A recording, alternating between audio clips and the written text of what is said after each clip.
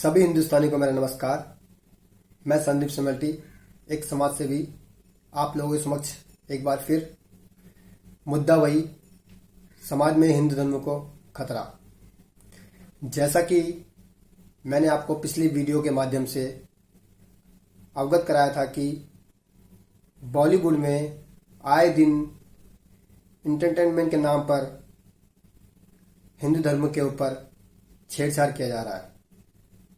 और मैंने उस वीडियो में यह भी बताया था कि अगर कोई हमारे देश में हमारे धर्म के ऊपर इस तरह की वीडियो बना रहा है तो उसका कारण कहीं ना कहीं हम में भी कोई ना कोई कमी है, वरना इनकी क्या मजाल कि हमारे देश में हमारे धर्म के ऊपर ये इस तरह की वीडियो बनाए।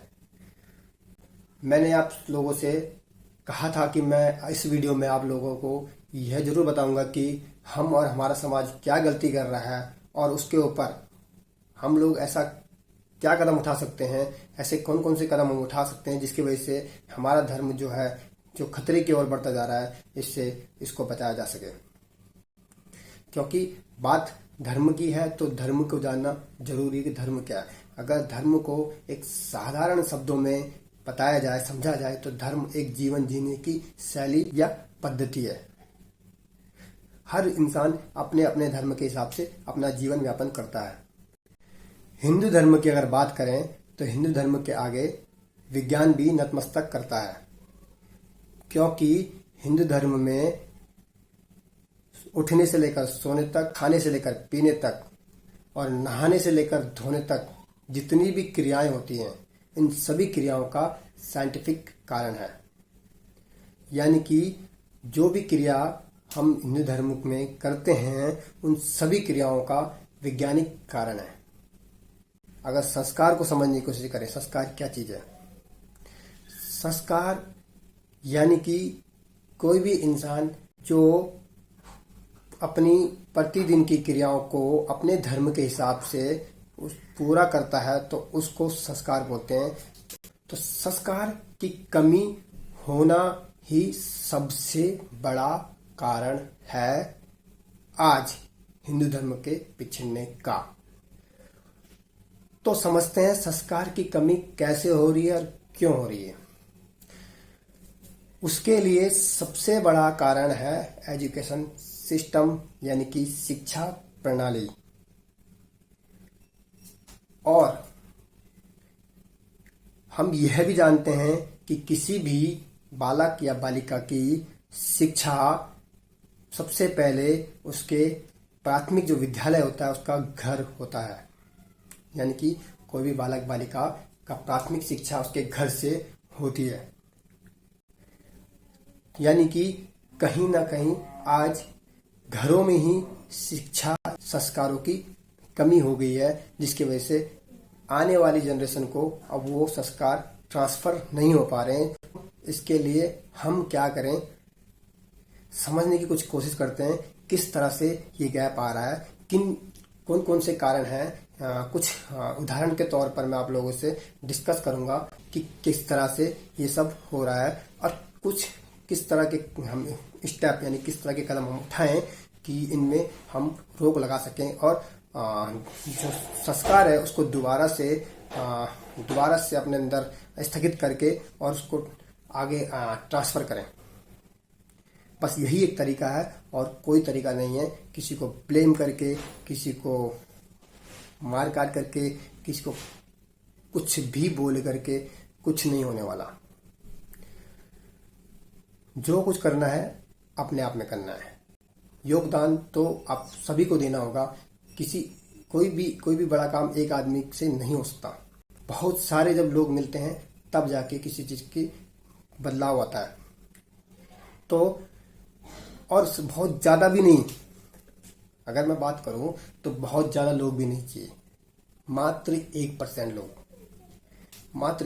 लोग अगर मेरे इस मुहिम का, मेरे इस सोच का सपोर्ट कर रहे हैं, सिर्फ 1%, पूरे देश में 1% लोग अगर इस सोच का सपोर्ट कर लें तो हम मात्र 30 सालों में, यानी कि एक जनरेशन में हम इसको पूरा का पूरा दोबारा से बदल सकते हैं, यानी कि अपने धर्म को बचा सकते हैं। 1% का मतलब होता है 130 करोड़ से ज्यादा की जनसंख्या हमारे देश की आज है। अगर हम उससे 1% लोगों को लेते हैं तो यानी कि लगभग 1,30,00,000, मोटा मोटा मान लेते हैं 1 करोड़ लोग अगर इसको फॉलो करते हैं, इसमें अगर सपोर्ट करते हैं, तो हम आने वाले 30 साल के अंदर पूरा का पूरा सिस्टम बदल सकते हैं। अब 30 मान लेते हैं 1 करोड़ लोग इसको फॉलो करते हैं, तो कैसे? हर इंसान, यानी कि एक इंसान के जीवन में वो अपने पूरे 30 साल के करियर में लगभग कितने लोगों को प्रभावित करता है वो समझते हैं। फैमिली में 5 लोग, ठीक है, 5 लोग उससे इफेक्टेड होंगे। 4, 5 या 10 लोग कम से कम जहां पे वो रहता है वहां पे लोग होंगे। उसके बाद जहां वो जॉब करता होगा 10, 12, 15 लोग वहां से इफेक्टेड होंगे। तो पूरे जीवन काल में एक इंसान, एक एवरेज मान लेते हैं 50 लोगों को इफेक्टेड करेगा। तो 1 करोड़ लोग इंटू 50 लोग, तो लगभग पूरे 30 साल में 50 करोड़ लोग। और उसके बाद जो नेक्स्ट जनरेशन होगी 50 करोड़ गुना गया 50। तो आप समझ सकते हैं मात्र एक जनरेशन में ही ये सब बदल सकता है। ठीक है, तो अब आपको करना क्या है? पहले समझते हैं प्रॉब्लम कहाँ पे आ रही है। प्रॉब्लम को समझते हैं, प्रॉब्लम कहाँ पे आ रही है। प्रॉब्लम आ रही है संस्कार। किसी भी धर्म के पिछड़ने का मतलब है संस्कारों की कमी।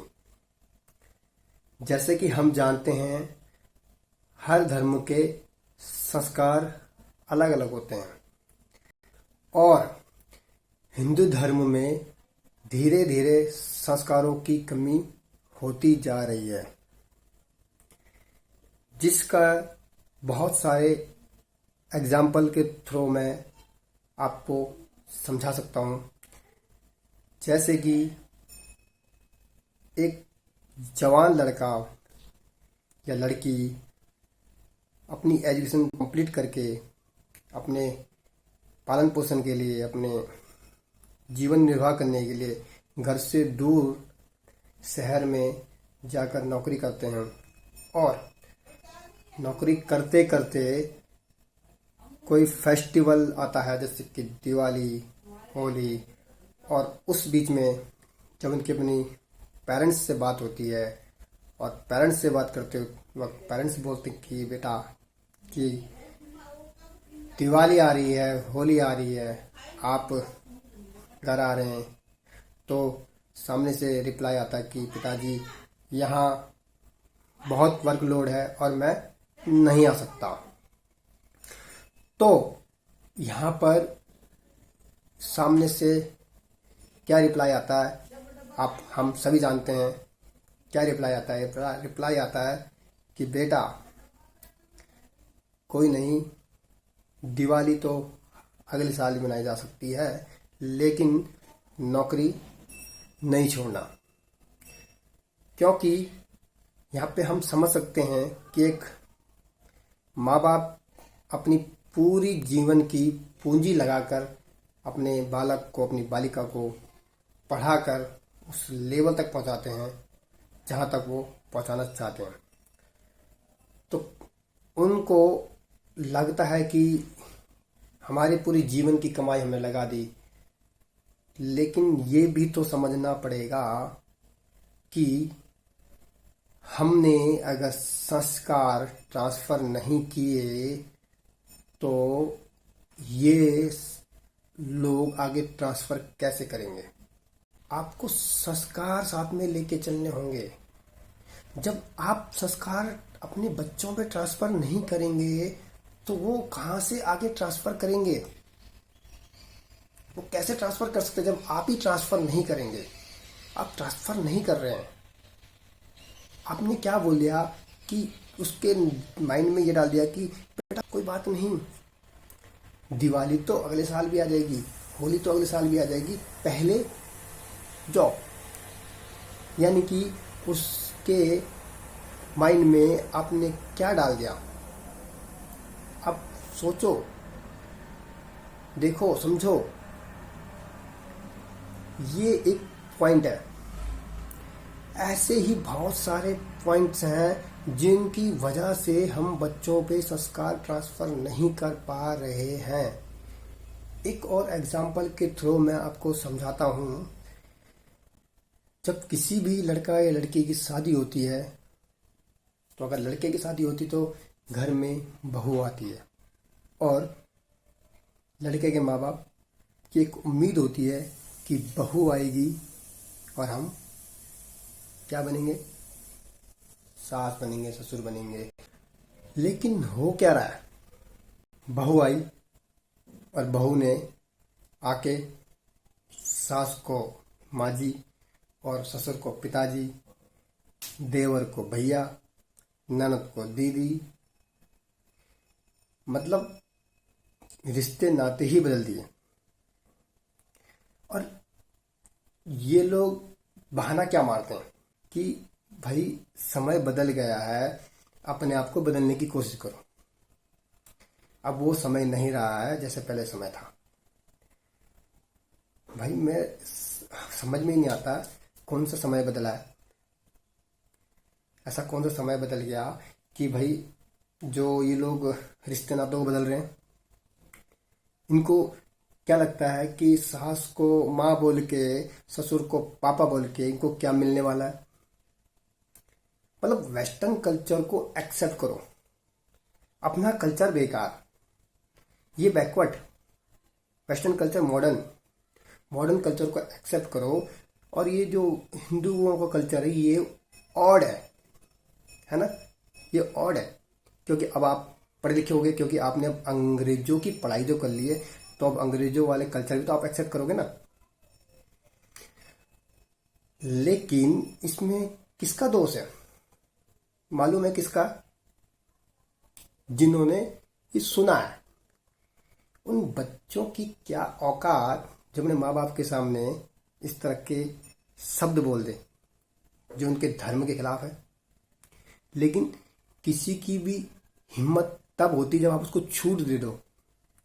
और देते हो ना कि हमारा बच्चा पढ़ा लिखा है, हमसे ज़्यादा पढ़ा लिखा है तो हमसे ज़्यादा समझदार होगा। ऑब्वियसली जो वो दुनिया देख रहा है वो नई चीज़ देख रहा है, नया पढ़ाई कर रहा है। लेकिन अब यहाँ पर कमी किसने की, गलती किसने की? यहाँ पर गलती कहीं ना कहीं आप में ही ने तो ही की है। भाई जब वो बच्चा नए रिश्तों को इस तरह से बोलने जा रहा है तो क्या आपका फर्ज नहीं बना है एक बार टोकने का कि भाई ऐसा क्यों? सास को सास बोलने में क्या दिक्कत? अब ये लोग बोलेंगे भाई सास को माँ बोलने में क्या दिक्कत है, ये भी एक सवाल है ना। लेकिन ऐसा नहीं होता है। मैं आपको पहले भी बता चुका हूं, हिंदू धर्म के आगे विज्ञान भी नतमस्तक करता है। मानते हो क्यों? क्योंकि हिंदू धर्म में जो भी क्रियाएं, जो भी चीजें, जो भी क्रिएटिविटी होती है ना, हर चीज में साइंटिफिक रीजन है। साइंटिफिक रीजन होने का मतलब आप समझते हो? हम इस धरती में जो कुछ बोलते भी है ना, इनफैक्ट हम जो सोचते भी हैं, उसका भी बहुत बड़ा असर होता है। किसी दूसरे दिन किसी दूसरे वीडियो के माध्यम से मैं इस पर आगे चर्चा करूंगा कि सोचने का हमारे जीवन में क्या असर होता है। तो ये जो लोग जो बोल रहे हैं, सोच रहे होंगे ना कि बोलने में क्या जाता है, कुछ भी बोल लो। भाई साहब, धरती में ना माँ बाप एक ही होते हैं, समझ रहे हो? आपको शायद एक नहीं मालूम होगा, उनसे पूछे जो बेचारे जिन समय से पहले अपने माँ बाप को खो देते हैं। उनको हजारों माँ बाप मिल जाते, लेकिन माँ बाप वो नहीं मिल पाते जो माँ बाप होते हैं। ठीक है। और नॉट ओनली माँ बाप के अलावा जो भी रिश्ते बने हैं ना, कुछ सोच समझ के बने हो। हर चीज जो भी संस्कार इसे बोलते हैं ना, संस्कार, वो सोच समझ के बने। एक और उदाहरण आपके सामने रखता हूं। जैसे कि हिंदू धर्मों में क्या हो रहा है। हिंदू धर्म में एक बहुत बड़ा अच्छा सा प्रचलन आज के टाइम पे चल रहा है। हिंदू, मुस्लिम, सिख, ईसाई आपस में है भाई भाई। मतलब इनको अपने बच्चे को श्री कृष्ण भी बनाना है और सेंटा क्लॉज भी बनाना है, और हो सके तो और कोई दो चार और भी कोई है तो सब कुछ इनको अपने बच्चे को बनाना है। यानी कि इनको दुनिया के सारे फेस्टिवल इनको ही बनाने हैं। इनके पास इनके धर्म में फेस्टिवल कम है ना। हिंदू धर्म में फेस्टिवल बहुत कम है, तो दूसरे को फेस्टिवल सेलिब्रेट करने की प्रथा चली आई है। हाँ जी, क्रिसमस डे, 31st, क्यों अपने त्योहार कम है क्या? ठीक है, 31st सेलिब्रेट करना तो अपना हिंदू धर्म का ढूंढिए ना, कौन सा है उसे सेलिब्रेट कीजिए। केक काटने का शौक है तो किसी अपने जन्माष्टमी में काट लीजिए। दारू बियर तो आप ऐसे भी होली दिवाली में पीते हो, ऐसे कोई बड़ी बात तो है नहीं। जुआ तो आप खेलते ही हो। पता नहीं किसी गधे ने, किस कलाकार ने जुआ खेल लिया दिवाली में, और ऐसी प्रथा चली आई कि दिवाली में जुआ चल रहा है। फैशन बना हुआ है आज के ट्रेंड पे कि दिवाली की रात को पूरी रात ड्रिंक एंड जुआ। तो क्या कुछ कलाकार लोग स्टार्ट करते हैं और वो चलते चलते, जैसे मैंने आपको अभी कुछ एक आंकड़ों के माध्यम से समझाने की कोशिश करी कि एक पीढ़ी में कितना बड़ा बदलाव हो सकता है। वो बदलाव अच्छा भी हो सकता है और बुरा भी हो सकता है। कुछ कलाकारों ने शुरू किया दिवाली होली में ड्रिंक करने का और उसमें जुआ खेलने का, तो वो कुछ आने वाली पिछली 2-3 पीढ़ियों में इतना बदल गया है कि आज वो एक ट्रेड बन चुका है। आज 90% लोगों को लगता है कि दिवाली होली का मतलब ड्रिंक करना, जुआ खेलना, ओनली रंग लगाना, पटाखे फोड़ना। एक्चुअली बेस क्या है वो तो पता ही नहीं किसी को, कि किस तरह से पूजा की जाती है और क्यों की जाती है, कारण क्या है। सिर्फ ये पता कि दिवाली आ गई है तो पटाखे फूटेंगे जी, रात को हो सके तो ड्रिंक करेंगे जी, हो सके तो पत्ते खेलेंगे जी। रियल कुछ ही लोगों को पता है, बस कुछ ही लोग रह गए हैं। और अगर अभी भी सही कदम नहीं उठाया गया तो वो जो कुछ रह गए ना, तो वो भी कन्वर्ट हो जाएंगे धीरे, क्योंकि हम ट्रांसफर नहीं कर रहे हैं ना, क्योंकि हम ट्रांसफर नहीं कर रहे हैं संस्कारों को। और जो ट्रांसफर हो रहा है ना, वो क्या हो रहा है आप देख लो। ट्रांसफर जो हो रहा है, क्या हो रहा है, टीवी के माध्यम से, सोशल साइट के माध्यम से। आज हर न्यू जनरेशन के पास क्या पहुंच रहा है आप देख लो। तो ये भी एक कारण है, ऐसे कई कारण हैं। लेकिन ये जो 3-4 जो मैं आपके समक्ष रख रहा हूं ना, ये 3-4 कारण बहुत मेन है। और अगर हम सब ने मिलकर इन 3-4 कारणों में काम कर लिया तो मैं गारंटी के साथ कह सकता हूं कि आने वाले 1 दशक में, ज्यादा नहीं 1 दशक में ही बहुत बड़ा बदलाव आ जाएगा। सबसे बड़ी प्रॉब्लम तो यहाँ पर आज के टाइम पे ये है कि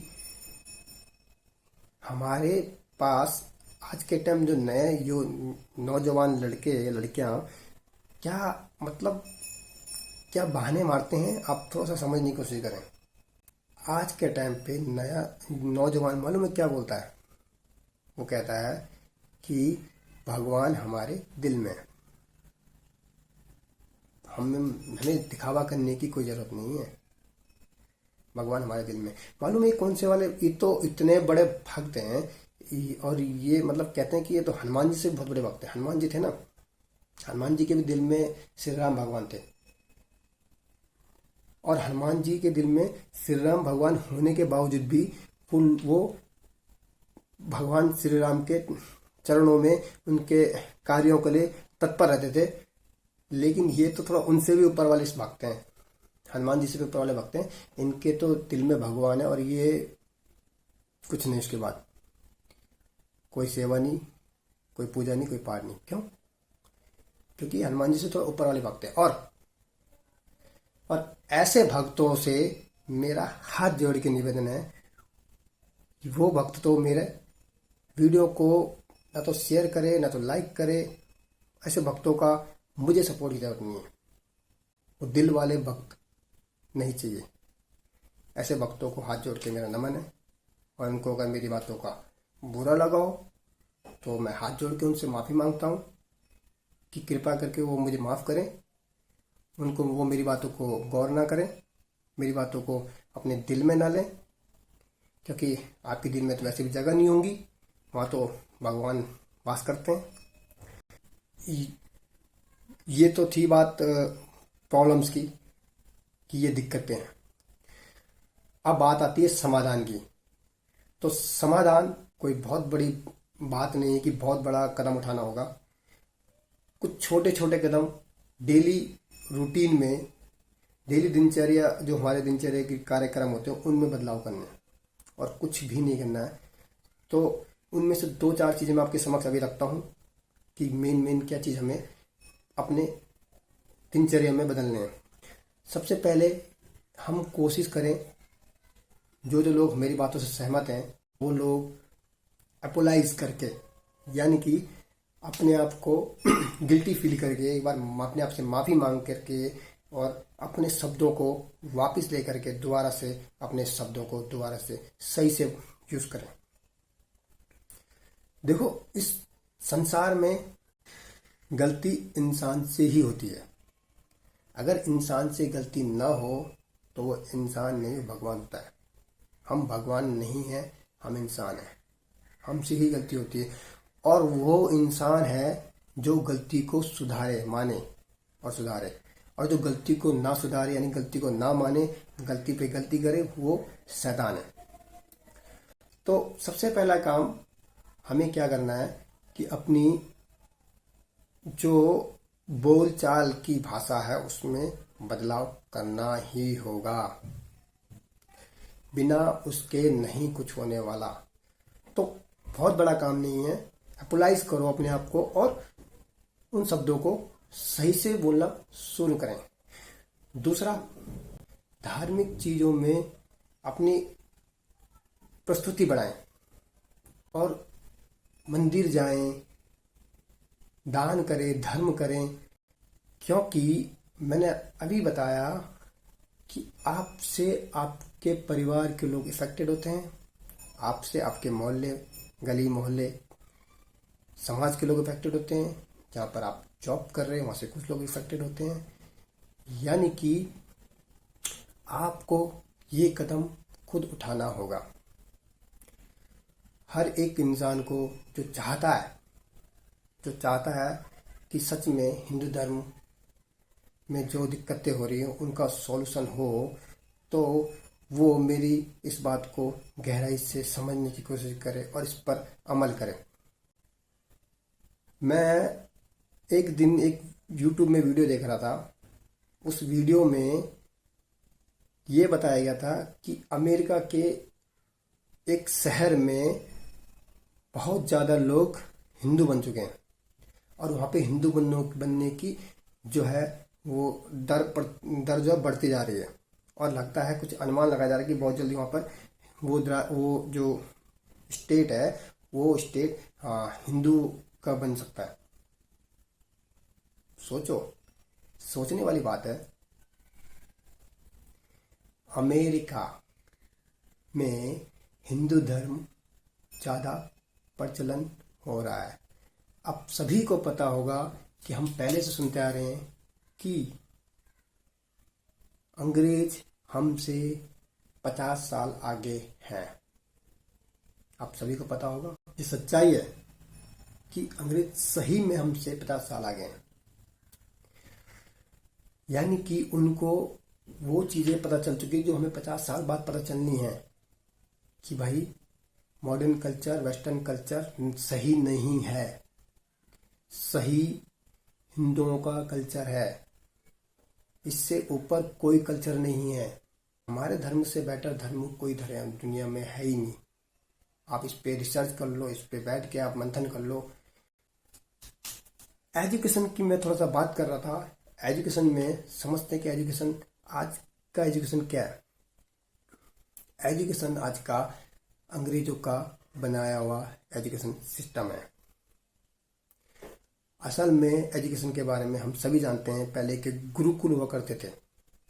पहले के गुरुकुल में राजा दशरथ या राजा जितने भी थे, उन राजाओं ने जिन्होंने अपने बच्चों को स्कूलों में, गुरुकुलों में भेजा, किस लिए भेजा? कि नौकरी करेंगे? नहीं, उन्होंने इसलिए भेजा कि हमारे बच्चे में संस्कार आएंगे। आई बात समझ में? और एजुकेशन का मतलब ही संस्कार था। आज एजुकेशन का मतलब संस्कार नहीं रहा है। एजुकेशन का मतलब आज सिर्फ और सिर्फ नौकरी पाना रह गया।